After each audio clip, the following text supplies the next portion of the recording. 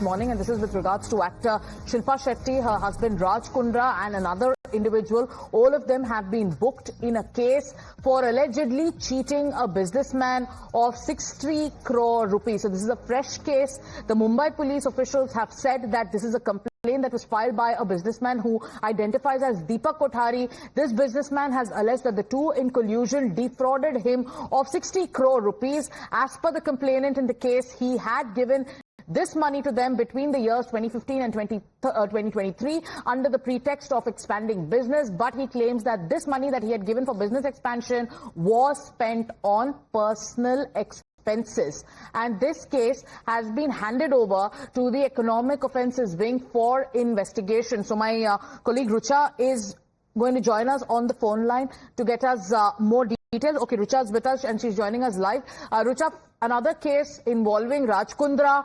Shilpa Shetty has also been booked. The charges by this businessman are that he gave them money for expansion of business, but 60 crore rupees that he had given to them was used for personal expenses. Has there been any response from Shilpa Shetty and Raj Kundra's team?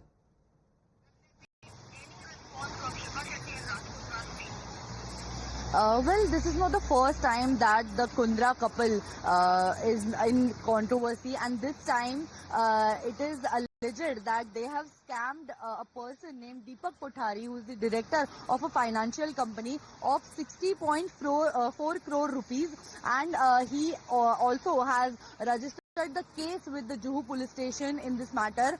This case involves a company named Best TV Private Limited, which was owned by Shilpa Shetty and Raj Kundra. They had 87% shares in the company, and where Deepak Kothari had also invested, but the funds which was supposed to be used for the company were used by Raj Kundra and Shilpa Shetty for personal use. Okay, and we will see how that case and what kind of turn this case takes. What do investigators find out in their investigations?